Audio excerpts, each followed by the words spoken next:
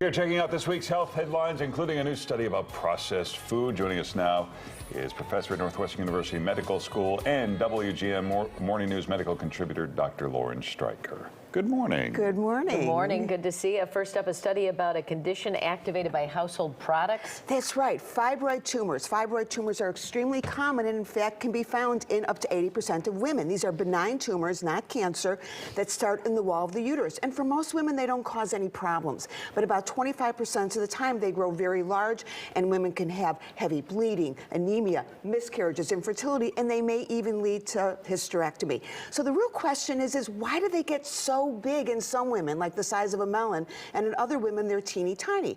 And while there are a lot of factors, a new study has shown that there's a chemical known as phthalates, which is found everywhere. We're talking in plastics, in your lunchbox, in your shoes, in your food, and phthalates have been directly connected to the growth of these fibroids. And this is really important because we need to find out how to prevent these fibroids from getting big instead of having to treat them once they've gotten to be very large. So it's really all about looking at these toxicities in our environment that are having a huge impact on our health. So get rid of all the plastic plates in Well, your that would cups. be step one. I mean, the thing is when you really think about it, shouldn't this stuff be banned? I mean, we know that it is connected to these health problems, and yet the industry keeps pumping it out in everything that they make. And it's not like this is a secret. It's not like this is news that this does bad stuff. I mean, it's kind of like a few weeks ago when I was talking about chemical hair straighteners and the increased risk of uterine cancer, particularly in black women. We know this stuff. Why isn't this stuff getting banned? All right. Processed food associated with premature death. So while we are on the topic of toxic chemicals, processed food, of course, is any food that's been altered, either chemically or with additives. And in the United States, this statistic blew me away. Over 50% of the food consumed by Americans is ultra-processed. And while we've known for some time that processed food is associated with obesity, heart disease, diabetes, and other health conditions, this is a new study that came out of Brazil that looked at the association with premature death. And they found that 10% of people that eat these ultra-processed food on a regular basis are going to have a premature death. But only 10%. That sounds low out of 100, out of all the people eating it? If you're looking at people that eat processed foods.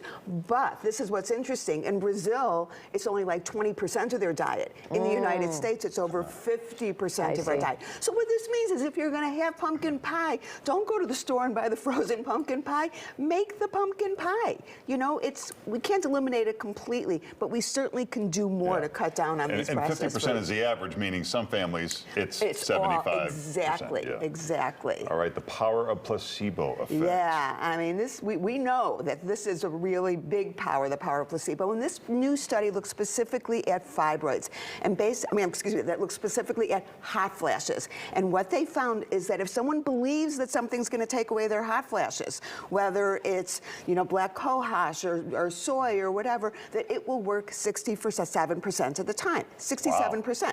Now, the placebo effect is real. It works. The problem is it doesn't last. It lasts a few months. And hot flashes last on average 7 to 10 years. So the point is that when you go to these websites and there's all these convincing testimonials and the slick marketing, and it's not just about hot flashes, it's about everything. That all these products that they're going to make you think more clearly and they're going to take away your sinus problems and this and that. It's the placebo effect talking that gets everyone to buy in.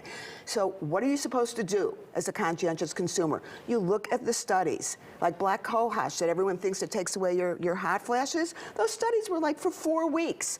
You look at the studies that last for 6 months, a year to get the real data. But don't be duped. Don't be duped on this stuff. This doesn't seem like a surprise that sleep-deprived doctors are less empathetic. Yeah, well, sleep-deprived anybody is going to be less empathetic. But this was kind of an interesting study that looked at records from emergency rooms. And they looked at over 10,000 of these emergency room visits that were specifically for pain. And they found that for the people that went in the middle of the night, that they were almost 10% less likely to get pain medication than if they went during the day. So if you're having pain, you might want to try and hold off a little bit and go during the day because it will increase the likelihood that you're going to get some really good pain medication. Just saying. All right. You can check out Dr. Streicher on social media. There's all her info. Thanks for being here. Have a nice Thanksgiving. Happy Thanksgiving. You too. Time now for Around Town. Hey, Anna.